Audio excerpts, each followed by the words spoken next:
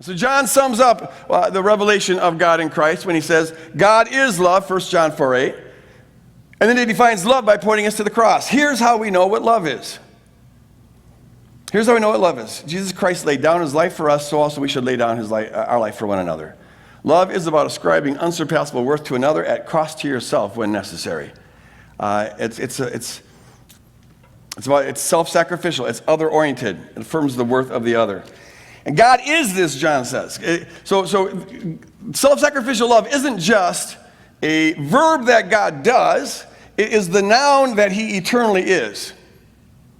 His very essence is love, which means that everything then that God does, every verb that he engages in, is an expression of the noun that he is. Following that? He verbs love because he nouns love. He's eternally the noun love. So every verb he does is an expression of his love. And that brings us to the topic for today. We're talking about, is God angry? Has always been angry. What do you do with some of the angry, wrathful portraits of God in the Old Testament? And some would argue even in the New Testament. How do we understand those? Well, see, if we understand that God is love, then it means that even God's anger, even God's judgment, even God's quote-unquote wrath, you have to understand to be an expression of love. Love isn't one of the attributes of God. Alongside all the others, love is the essence of all the attributes of God. Like that came out just right. I'm going to say that again. Love isn't one of the attributes of God. Love is the essence of all the attributes of God. I'd write that one down and tweet it if I were you. So you see, you sometimes hear things like this. Honestly, sometimes when you're teaching, it's like you listen to yourself, it comes out of you, and you didn't plan on it. It's like, well, that was pretty good. Normally what I say is kind of idiotic, but that, once in a while, it comes out good.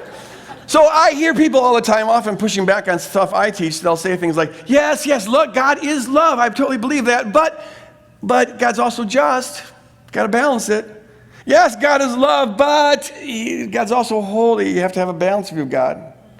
God is holy, yes, but he's also wrathful against sin. We have to have a balanced view of God. I call it the love but doctrine. The love but concept of God. Yes, God's loving but he's holy, loving but he's just, loving but he's wrathful. And so you think you balance things by qualifying the love. But see, God's love isn't one of the attributes you can put alongside of other attributes like justice and holiness and his wrath. No, the love is the essence of all of the other attributes, his justice, his holiness, his wrath. And so God is love, and there is no but. God is love, and there is no but.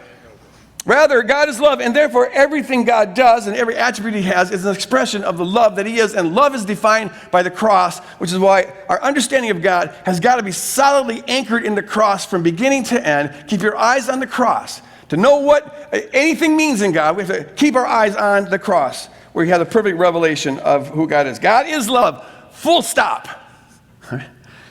From eternity to eternity, God is perfect, unwavering, unfathomable, incomprehensible, uncompromisable, unqualifiable, other-oriented, self-sacrificial, enemy-embracing love. And everything God does then is an expression of that.